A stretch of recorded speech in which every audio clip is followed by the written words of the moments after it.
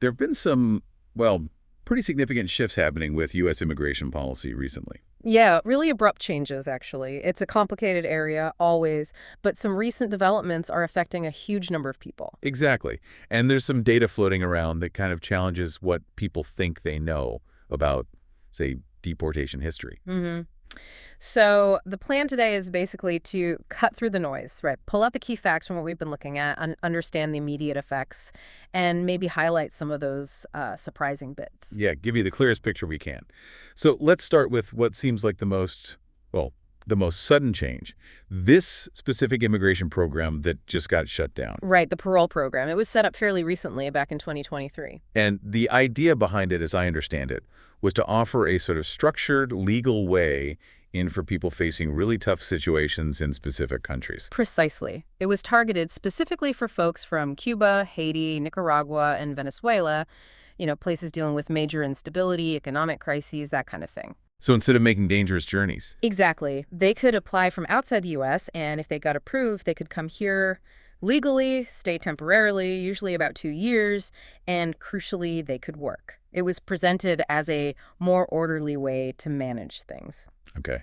And the big news now is that the Department of Homeland Security, DHS, has just ended it, pulled the plug. That's the major development. It's happening right now, and the scale is pretty staggering. We're talking over 500,000 migrants. 500,000? Wow. People who are either in the program or approved for it. Yeah, directly affected. Their whole pathway just disappeared very abruptly. So what does that mean for them, like right now? What are they being told to do? Well, the directive is quite stark. They're being told they need to register immediately for what's being called self-deportation.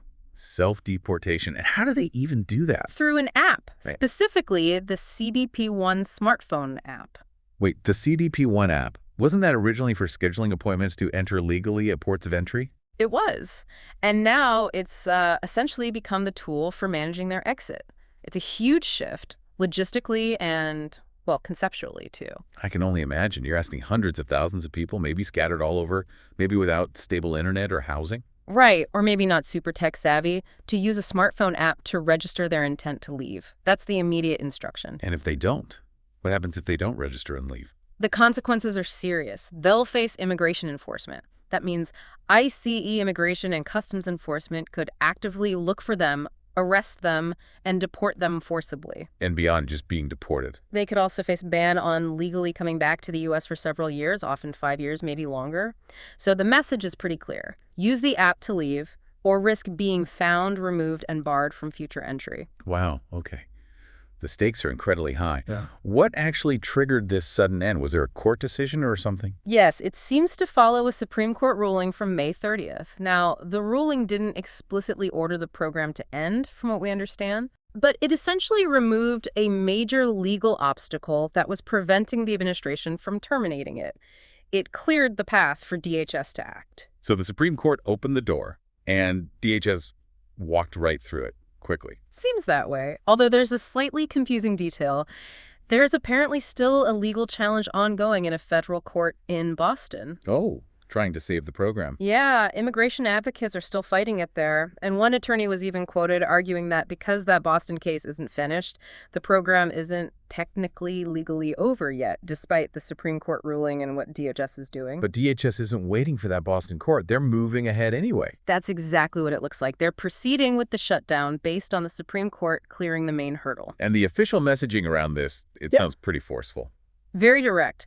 There was a statement attributed to DHS that used some strong language.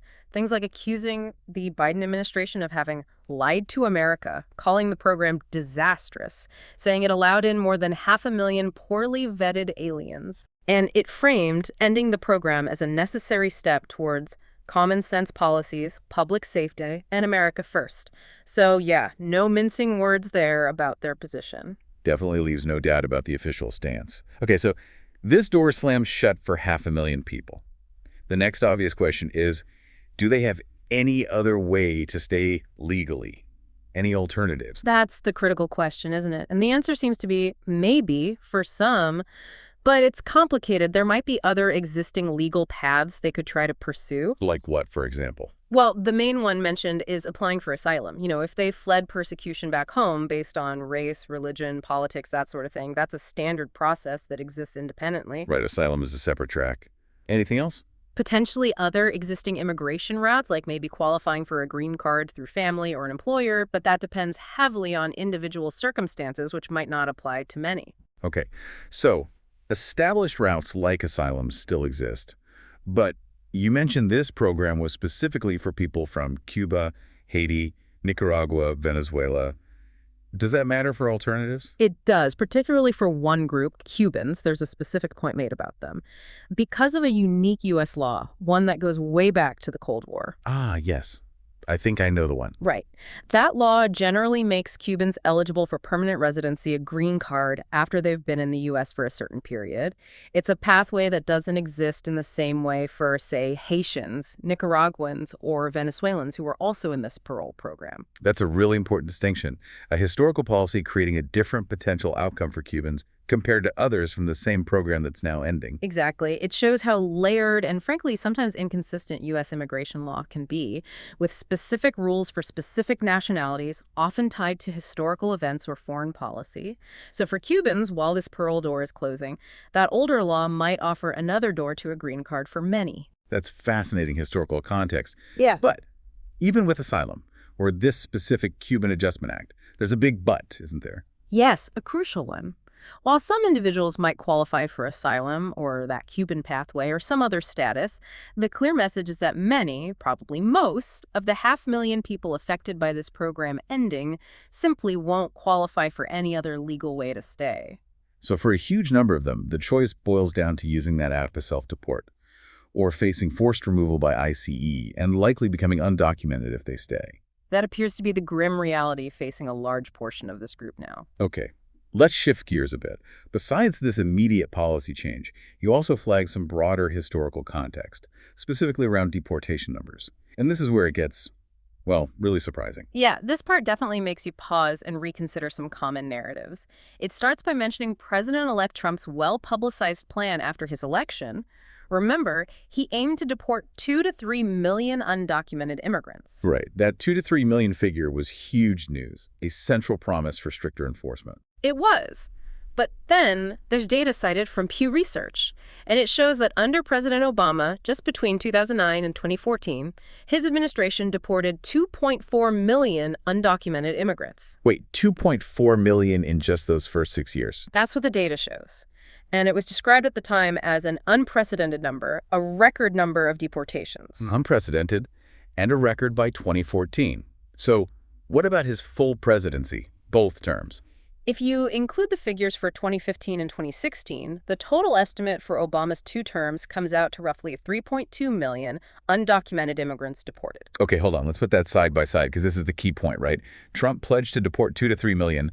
Obama actually deported around 3.2 million. That's the core comparison. The data indicates President Obama deported significantly more undocumented immigrants than the number President-elect Trump later promised to deport. That fact just feels completely counter to how those two presidencies are usually talked about regarding immigration enforcement. It really challenges the perception. It absolutely does. And there's more context around those Obama-era numbers that's interesting. For instance, those record deportations. They happened without a major border wall being built. So the massive deportation numbers weren't necessarily tied to that kind of large-scale physical barrier construction that became such a focus later on. Exactly. It suggests other enforcement mechanisms were driving those numbers. And another point from that period, data showed there was actually a net outflow of immigrants to Mexico during some of those years under Obama. A net outflow. More people going from the U.S. to Mexico than coming from Mexico. That's what the migration data indicated for parts of that period. It suggests the situation at the southern border then was maybe different from the narrative of a constant, overwhelming surge northward. So higher deportation numbers than Trump pledged, achieved without a wall and happening during a time when migration patterns with Mexico showed a net outflow. That paints a very different picture. It certainly does. And there's an observation about how starkly this contrasts with political rhetoric. You had some Trump supporters feeling Obama hadn't been tough enough, despite overseeing record deportations. Right, the perception didn't match the numbers. And on the other side, the observation was that many progressives who later protested Trump's deportation plans very loudly had been relatively quiet about the record numbers happening under Obama. It really highlights a disconnect, doesn't it, between the actual data on enforcement actions and how those actions are perceived and debated politically. The facts seem to get heavily filtered. That seems to be the takeaway, yeah. It's all filtered through existing political lenses. Okay, this has been really illuminating. So just to quickly recap what we've unpacked here for you. This sudden end of a major parole program affecting over 500,000 people, particularly from places like Cuba and Haiti, pushing them towards self-deportation via an app or facing ICE. Right. And we looked at the context in the Supreme Court nudge, the ongoing legal fight in Boston, that very strong statement from DHS explaining their rationale, plus the nuances around who might have other options, like asylum and that unique historical path for Cubans via the Cold War law, while stressing that for many, many others, there just isn't another option. And then we shifted to that surprising historical data point. President Obama's administration deporting over 3 million undocumented immigrants, significantly more than President-elect Trump's famous pledge, challenging common perceptions about enforcement levels and happening without a wall, even during a time of net outflow to Mexico. Yeah, the goal was really just to pull out those core facts for you, give you a clearer, maybe more data-grounded perspective on these really complex and fast-moving issues. Exactly. We hope this was helpful in clarifying some of that, and maybe it leaves you thinking, when you see policies change so quickly, affecting so many lives, when you see how history gives certain groups different pathways than others, and when you see how the reality of past actions, like deportation numbers, can be so different from the political conversation about them, what questions does that raise for you about how immigration policy actually gets made, who it impacts, and how we even talk about it?